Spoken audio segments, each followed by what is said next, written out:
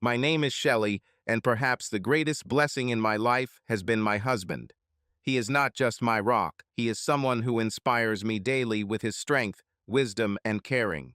I love him with such depth and devotion that sometimes it seems to me that we share the same rhythm of life. He is a wonderful person who knows how to support in the most difficult moments, remain calm and reasonable when it is most needed. Every day he shows what it means to be a true leader, not only in the family, but also among friends, acquaintances, and colleagues. His character combines rare qualities: firmness and kindness, confidence and tenderness. I always see the sincere care with which he treats our children, how he supports them, teaches them wisdom and honesty, and this is the best reward for me. Our family is filled with love that grows and strengthens every year. We have created a home where harmony and respect reign, where everyone feels loved and needed. He is our head, our guide, and the heart of our home, and every day next to him reminds me how important it is to appreciate each other and take care of everything we have. After saving money over several years, my husband finally fulfilled his promise a year abroad in a Mediterranean villa.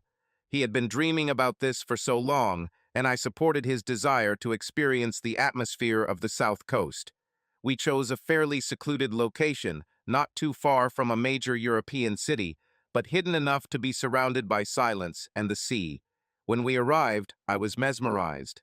The place turned out to be even more spacious than I could have imagined, and it seems that everything here was thought out to the smallest detail. High arched doors leading to bright halls gave the house a special gracefulness. The marble floors shone as the sunlight flooded the villa through the huge windows. The walls, painted a warm shade of white, seemed to glow golden at sunset, and the high ceilings made the space light and airy. Light silk curtains, flowing white sheets swayed slightly from the occasional gust of wind that leaked from the terrace, giving the house a feeling of endless summer. The entire villa was decorated in a traditional Mediterranean style, with simplicity and elegance that literally breathed the sea. I felt overwhelmed with joy, the desire to start living in this place, to breathe in its atmosphere.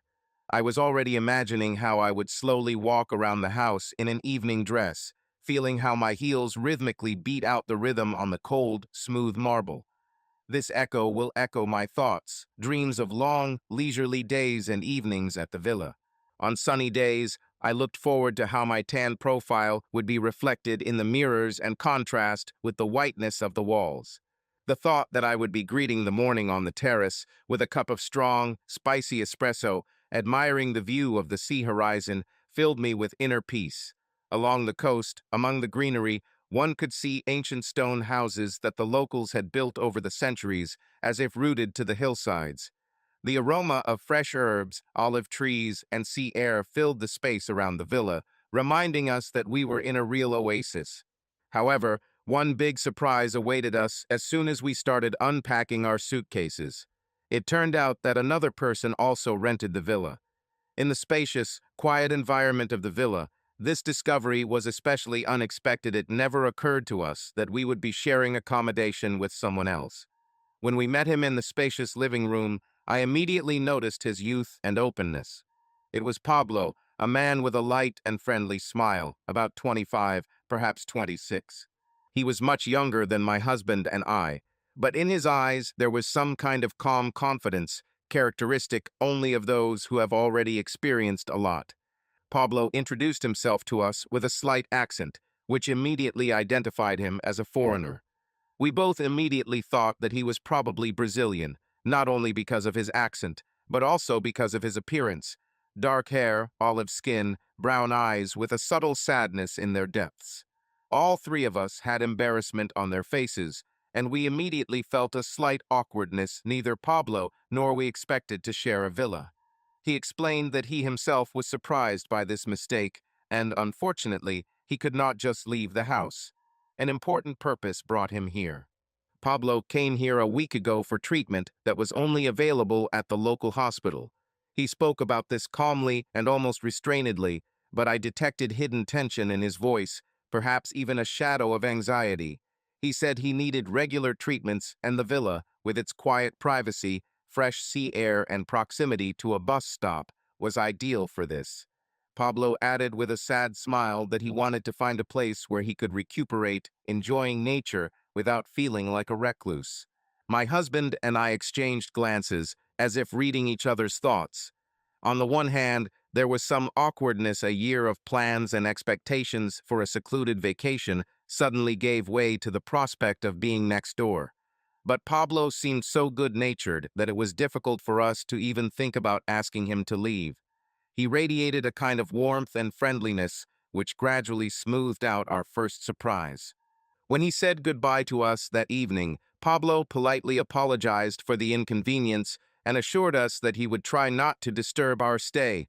He even bowed slightly, which seemed to me a touching gesture. We remained in the silence of the living room, hearing only the distant sounds of waves outside the windows. It was as if the sea itself agreed to this unwanted proximity, accepting Pablo into our circle. Over time, I realized that our Mediterranean year might not be quite what I had imagined. After the unexpected discovery, we, of course, immediately called the rental company, hoping that this was some kind of error that could be easily resolved. However, their response was disappointing. They could not help. It appears the rental mix-up was due to a scheduling error, and to them it was just an administrative misunderstanding that only required our patience and compromise. My husband and I discussed the situation and decided that it would be cruel to expose Pablo, a young man who found himself in an unenviable position due to his health condition. But I didn't want to give up this villa. Either it captivated me at first sight, and the thought of morning breakfasts on the terrace and quiet walks along the shore merged with my dreams of our long-awaited year away from worries. Besides, Pablo had said that his treatment might only take a few weeks, perhaps less, so there was still a chance that our privacy would soon be restored. All three of us agreed to make an effort to get along in this territory. The cozy and mild Mediterranean climate, generous with sunny days, helped this, making the villa translucent and open so that each of us had the opportunity to find our own personal space. The villa was spacious, as if created so that the inhabitants could be close together but not disturb each other. We agreed to occupy bedrooms at opposite ends of the main house, and this gave a feeling of almost absolute freedom. In the middle between our rooms there was a wide living room, the real heart of the villa. Spacious and filled with soft light, it combined several cozy relaxation areas. The long dining table sat by the window overlooking the sea, and beyond was a small but charming kitchen with a white marble island and deep wooden shelves overlooking the manicured garden and delicate olive trees. On the other side, the living room opened into an open terrace, from where a thin ribbon led down to the beach. However, I still had some doubts. There's not much privacy in this common area, with Pablo in the house, I complained to my husband later that night. Don't worry, honey. There's plenty of space here. Let's just enjoy our time here. My husband found a small work nook in our bedroom and planned to spend most of the day there while working remotely. But I was a little upset by the current situation. I had been dreaming about this trip for so many years and bought new outfits in advance, especially for our time in the Mediterranean. And now that my husband spends time in our bedroom and Pablo is often in the common area, my plans have changed. It took some adjusting, but little by little I figured out how to make it work. Under Pablo, I chose more modest outfits. I often wore a light robe, which I could keep open in our bedroom, but closed when I went out into the common area. When my husband was focused on his computer, opportunities to get his attention were limited, but I still tried to be there and support him. Pablo turned out to be a very pleasant young man. His soft Portuguese accent was interesting to listen to, and I found excuses to chat with him. He was easy to talk to, and I was glad that our life together was going well. In fact, Pablo was a small gift for me. I had no idea how much I would miss the distractions I had at home. I tried to behave with restraint and correctness towards Pablo, although the robe did not hide everything. I still took care of myself, did my makeup, styled my hair, and took care of my manicure. After all, I was on vacation. Soon I wanted to feel like I was wearing my favorite heels again, so I put my flip-flops aside, enjoying the sound of my heels on the marble floor. Now Pablo could easily hear where I was. My steps rang throughout the house. I chuckled to myself as I noticed how he found ways to be nearby. He was a man after all, I thought, and by this time I was quite accustomed to his company. Sometimes we drank coffee or shared a glass of wine, sitting across from each other in the kitchen or on one of the outdoor terraces. One afternoon, while my husband and I were preparing dinner, Pablo returned from one of his procedures at the hospital and joined us. I immediately noticed that something was bothering him. He looked depressed. After we cleared the table, Pablo finally spoke, breaking the silence. "I need to tell you something. It's a little awkward." Pablo paused to catch his breath. "I am very grateful to you for allowing me to stay here. But there is something you should know," he continued. My husband and I leaned forward to show our support. We both felt sympathy and care for Pablo. My husband often spent time with him outdoors in the evenings, and their friendship developed as naturally as my communication with him. Pablo continued, "I have cancer. Cancer of the male organs." My husband and I gasped, expressing our sympathy. It was surprising to learn that such a young and healthy-looking person was hiding a serious illness. I tried all the treatments. None of them helped. "I'm here because this hospital prescribed me an experimental therapy. This is my last chance," he said, swallowing nervously. Obviously, he hasn't said everything yet. "For this treatment, I need to have sex every day to cleanse my body. But there is one difficulty. I cannot use any stimuli for this on my own, as this disrupts the cleansing process." My husband and I tried to hide our surprise and confusion. "Your arrival could not have come at a better time. I don't have a girlfriend who could help me, and I began to lose hope that I could continue the treatment," Pablo admitted, visibly worried. The situation was becoming awkward. What was he leading to? "The drug that was prescribed to me helps me achieve results more easily." Pablo looked at my husband. "Sometimes just being next to your wife makes me feel better." My husband and I exchanged glances, trying to show understanding. My husband continued the conversation. "Let you and I discuss this in private, and tomorrow we will talk to Pablo." With these words, Pablo stood up and went to his room. In the silence of our bedroom, I spoke. "I don't even know what to say. How strange. And it's a little unpleasant, but at the same time sad." We discussed this situation for a long time. My caring husband was very concerned about how I was feeling and wanted to make sure I didn't feel used or insecure. Therefore, he wanted to hear my opinion and my wishes before making a decision. The husband said, "If Pablo hadn't told us what was going on, we wouldn't have known anything, and he could have continued his treatment. It took a lot of courage for him to be honest with us. It would be wrong to punish him now for this honesty. There was nothing wrong with it before, and knowing it now doesn't change anything."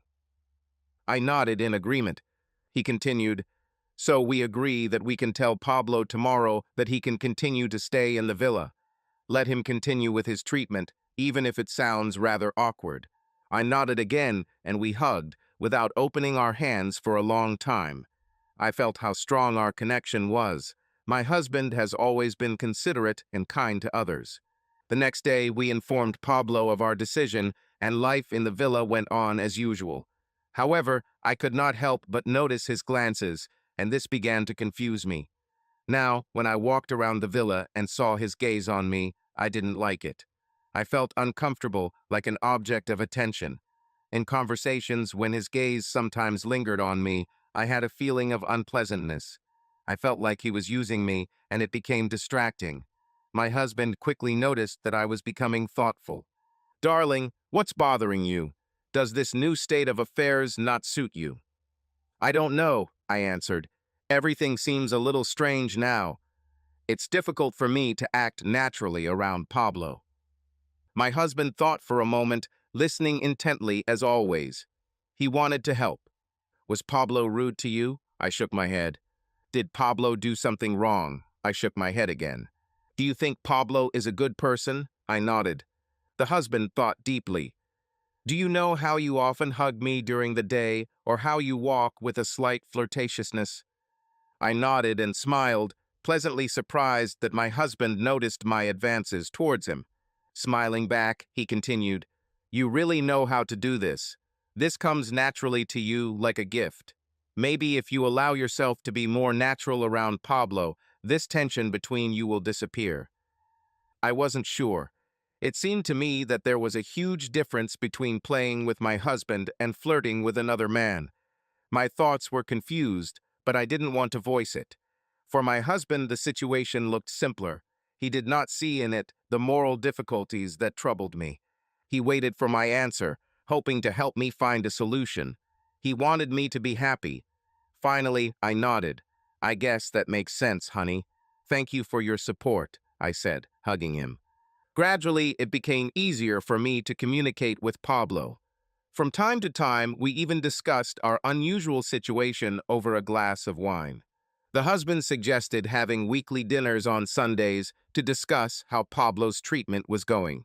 "So, how is the treatment going, Pablo?" my husband asked at one of these dinners. "Not bad, I think.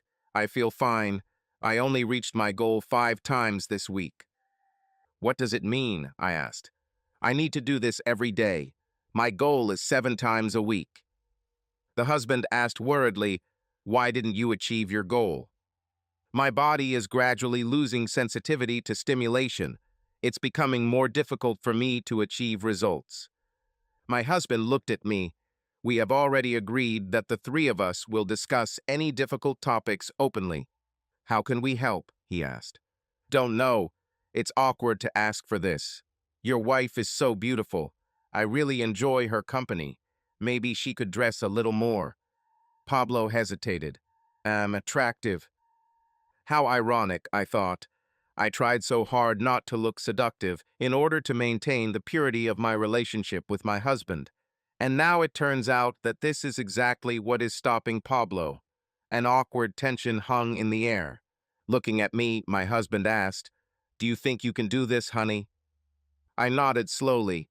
Of course I could do it, and even more than he thought.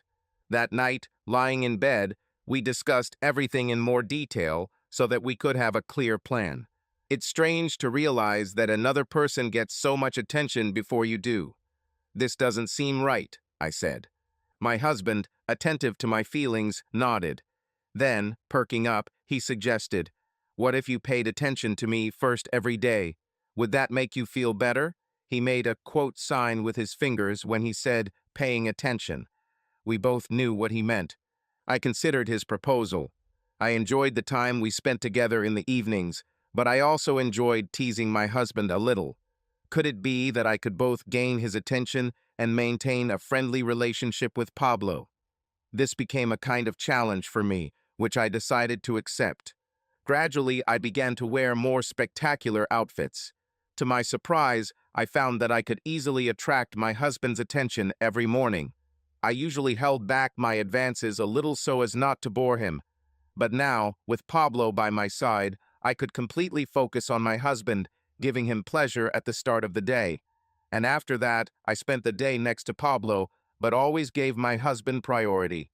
To my surprise, my husband only became more receptive to my attention. It was nice to see how I could get him to react in a matter of minutes. On the other hand, Pablo became calmer and more confident.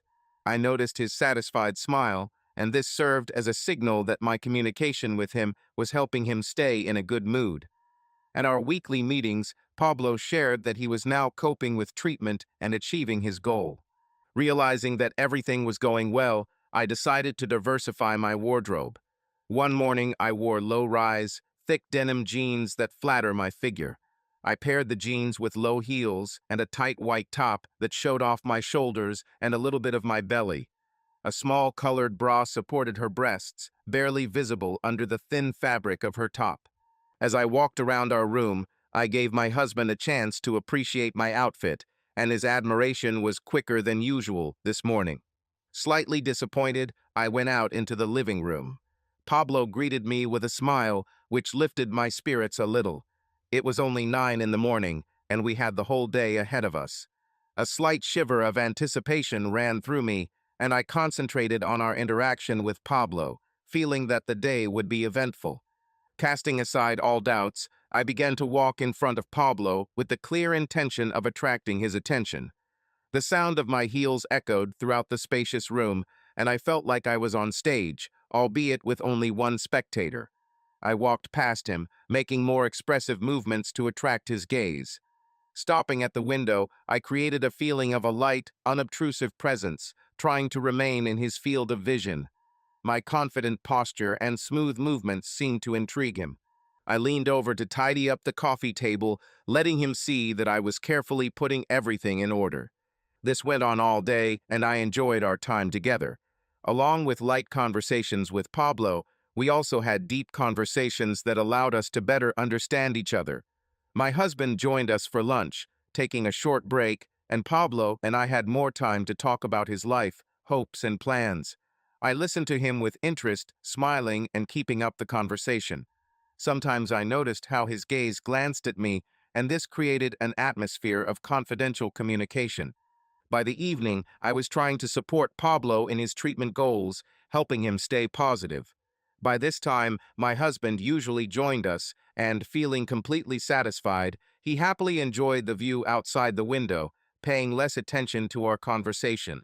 My conscience sometimes asked me questions about the correctness of this situation, especially when I smiled and had casual conversations with Pablo in front of my husband. I understood that it might look strange, but communicating with Pablo gave me a feeling of lightness and joy. At our next Sunday meeting, Pablo again shared updates on the progress of the treatment. He said the results were encouraging, but doctors warned he might need more effort to continue at the same pace. "Are there any difficulties in achieving your goals?" asked the husband with concern. "No, not really," Pablo replied. I added, "I noticed that the plan was gradually moving to a later time. At this rate, we might have to stay until midnight." We all laughed about the situation, feeling relieved and supported by each other. "Any suggestions?" asked my husband. "What helps you?" Pablo turned to his husband. I confidentially told Pablo about our morning ritual with my husband and hoped that he would take it as a general question without attaching special significance. Without thinking, my husband responded, "Well, I love hugging. My wife gives the best hugs." So we all decided that I would start sharing warm hugs with Pablo, hoping that a little encouragement would help him stick to his goals. The next morning, I felt a little nervous because I hadn't hugged another man for a long time. I prepared especially carefully. I chose a blue pencil skirt and a black silk blouse. Black lingerie and strappy heels completed the look. I may have chosen the lightest bra I ever owned, by accident or not, but I wanted the hug with Pablo to be memorable. Walking out into the living room, I immediately went to Pablo. In the heels, I was only a few inches shorter than him, which created the perfect height for a comfortable hug. Before hugging him, I noticed how fit and charming he really was. Broad shoulders, strong arms, but at the same time he looked like a young man, only about 21 years old. I raised my hands and placed them on his shoulders, and then hugged him as I moved closer to him. Pablo responded by placing his hands on my back, gently pulling me towards him. Our figures touched, and I felt the warmth from this touch. I couldn't help but notice his slight excitement. In a whisper, I asked, "How does it feel?" "Wonderful," Pablo said barely, feeling a little embarrassed. We both laughed quietly, and I felt our embrace become warmer and stronger, supporting each other in this unusual situation. The rest of the day passed in a blur. I felt in my element, as if slightly intoxicated. By evening, we finished a bottle of wine, and I even felt a little dizzy in my high heels. As we stepped out onto the terrace to watch the sunset, the horizon was filled with magnificent colors. My husband, a huge sunset lover, ran out to take a photo. He asked Pablo and me to stand next to each other for a photo. We hugged each other around the waist. "Move a little away from each other so that the sun is between you," said the husband. After a few shots, he added, "No, let's hold hands." I felt a warm wave as our fingers intertwined. Pleased with the shot, my husband went into the house, leaving us standing hand in hand. It was a truly beautiful moment. We turned, looked into each other's eyes, and hugged. Pablo hugged me lower, resting his hands on my upper thighs. I smiled, looking into his eyes. Pablo asked quietly, "Is everything okay?" "Yes," I answered barely audibly. As the sun set, the day came to an end.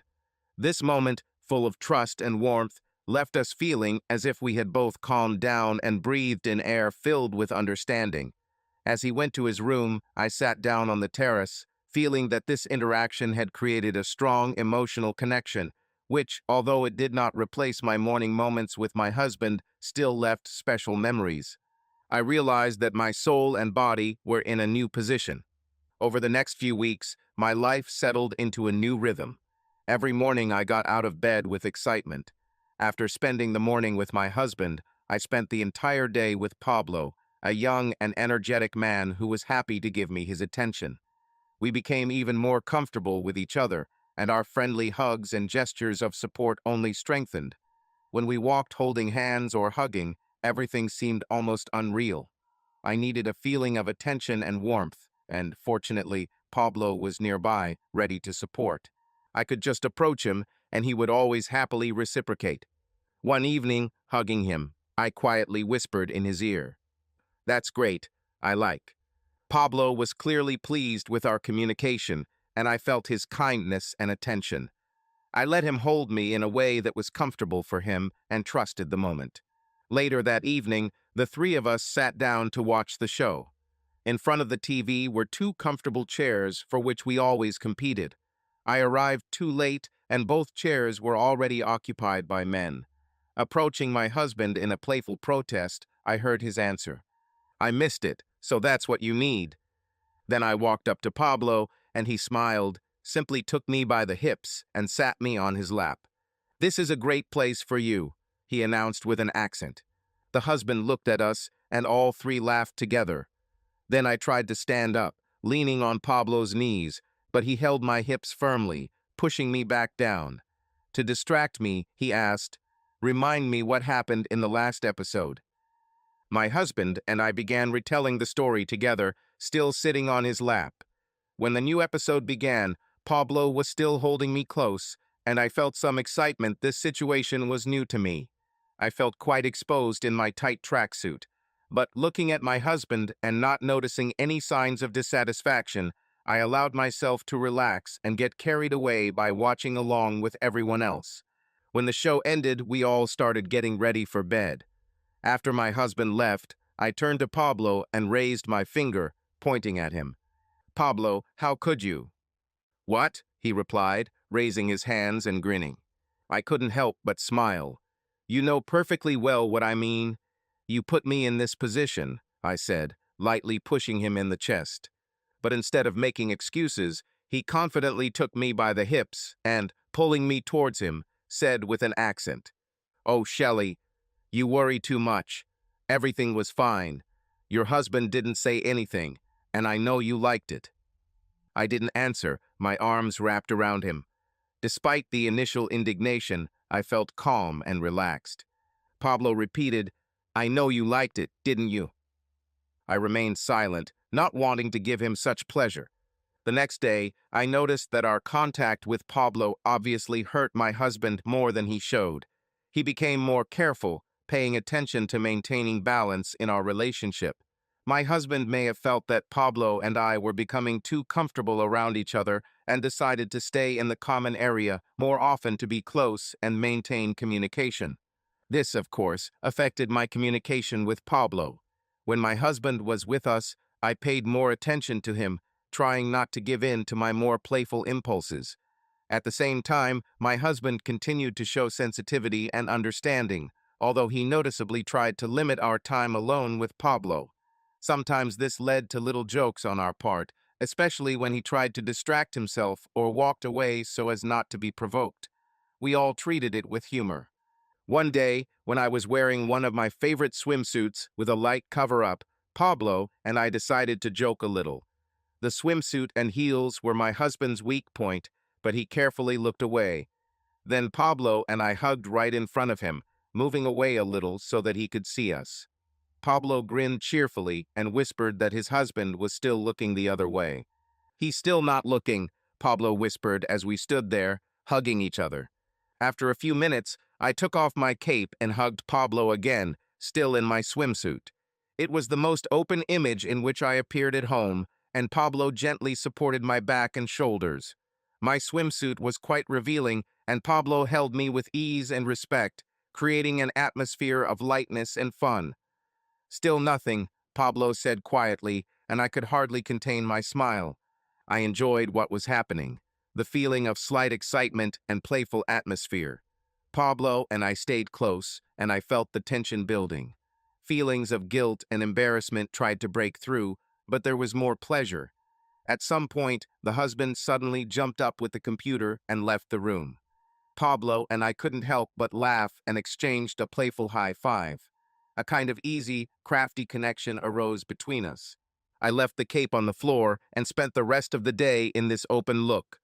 This maintained an atmosphere of carefreeness, and perhaps that is why Pablo felt so relaxed and confident. The feeling of light flirtation and warm intimacy did not leave us all day. With some wine, we were united again in a friendly embrace, standing side by side, as if saying goodbye to the passing day. We felt at ease, allowing ourselves a few firm but respectful hugs. The day slowly turned into evening, and we simply enjoyed communication. When the sun set, I, almost automatically, began to say pleasant words to Pablo, jokingly making fun of our game. "You are wonderful. I like it when you are around. Oh, so good, just like that." These light, almost casual words created a feeling of trust and relaxation. At some point, we looked into each other's eyes, and I realized that a new, strong connection had arisen between us.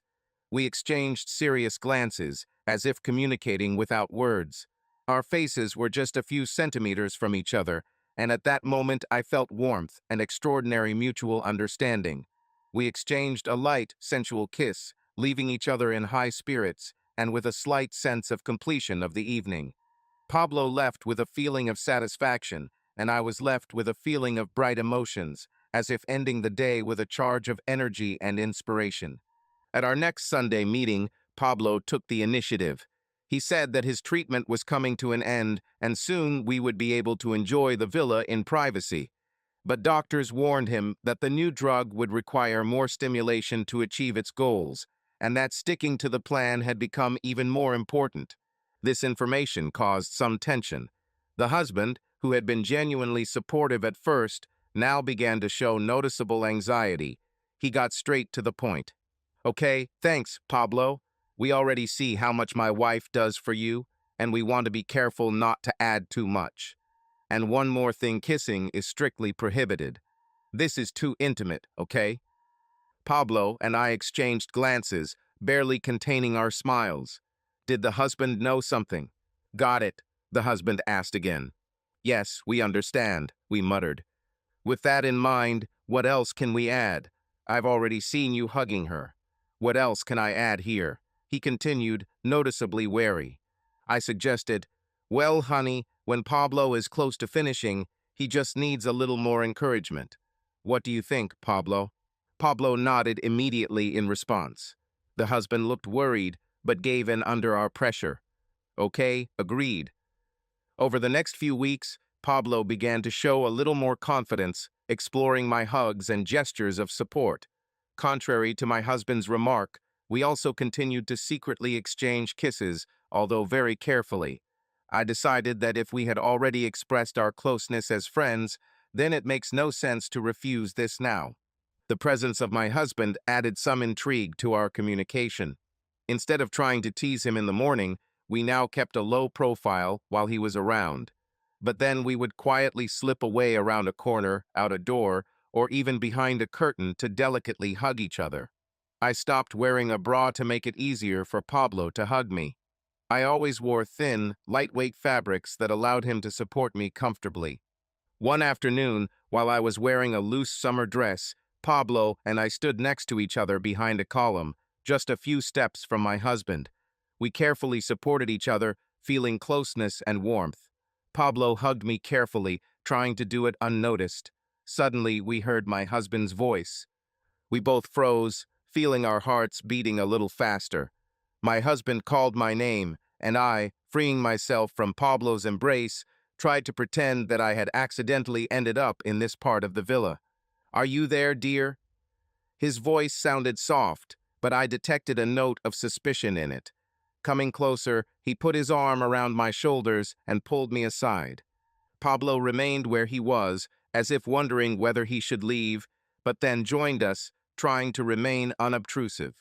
The three of us sat down on the terrace, and the conversation, although not without tension, returned to calmer topics. My husband asked Pablo about his plans for the next few days, to which he replied that he would probably stay at the villa a little longer than planned because the results of the treatment looked promising.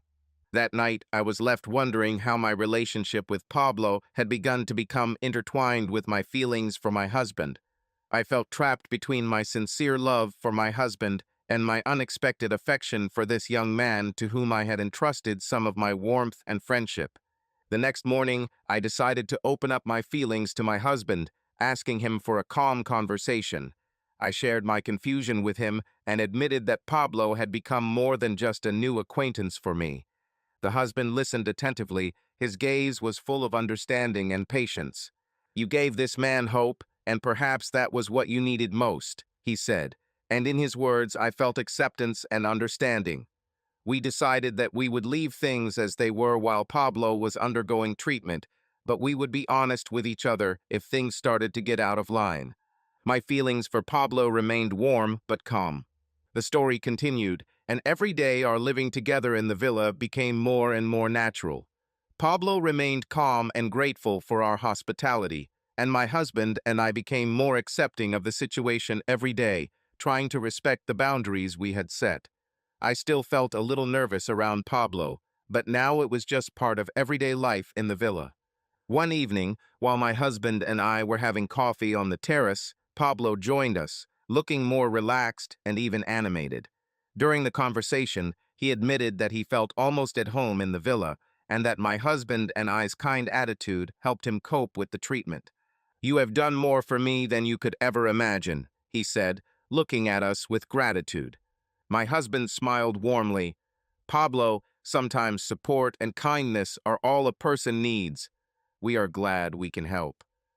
As if to show his gratitude, Pablo suggested hosting a dinner to celebrate the completion of one of the treatment phases. My husband and I agreed, and he enthusiastically began the preparations. I found myself thinking that in some way I would miss our unusual neighbor when he left.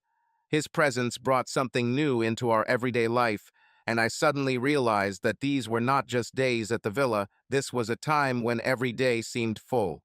At dinner, the three of us sitting at the table and laughing, my husband and I exchanged glances full of understanding. Our relationship survived this test, and I felt that he and I were closer than ever. The time spent with Pablo also turned out to be a kind of test for us, which opened up new facets of our marriage. When morning came, I went out onto the terrace to say goodbye to Pablo, who was about to leave. We exchanged warm hugs, and I wished him luck. He, in turn, thanked me and my husband for everything we did for him. "It was unforgettable," he said, smiling. "Thank you for everything."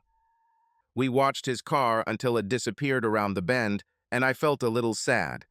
But turning to my husband, I saw his warm smile and realized that we still had many wonderful days ahead at the villa, just the two of us, without the surprises that we had so successfully dealt with together. After Pablo left, a quiet calm reigned in the villa, and my husband and I felt in a new way how this place had become a refuge for us, a place where we could be completely open with each other. Left alone, we began to get used to this new rhythm of life, immersing ourselves in relaxation and conversations for which we previously did not have enough time.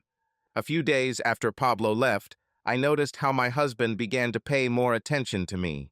Our days were filled with spontaneous walks along the coast, candlelit dinners, and sometimes I would catch him looking at me with the same sparkle in his eyes as in the days when we first started dating. One evening, as the sunset painted the sky pink and gold, we sat on the terrace enjoying a glass of wine. I said quietly, "You know, I didn't even imagine that this year would be like this for us." My husband smiled, put his hand on my shoulder, and looked into my eyes. "Sometimes life throws us unexpected challenges, but they are the ones that make us stronger, closer to each other," he said, looking thoughtfully at the horizon. I knew that I could cope with any difficulties if you were nearby. We continued to sit, looking at the surface of the sea, and a feeling of peace and gratitude enveloped us. Our conversations became deeper, more frank, and I realized that this time together strengthened our relationship. We opened up to each other about our thoughts and feelings that had previously remained unexpressed, and this opened a new chapter in our lives. Evenings at the villa became special. Simple dinners on the terrace, quiet walks under the stars, long conversations over a glass of wine. We enjoyed every moment, and I felt that our relationship became even stronger this year. Subscribe to our channel so that your love doesn't cheat on you, and go ahead and listen to the next story because this story is nothing compared to the next one. If you're under 18, don't even think, click to the next one. Click to the next one. Click to the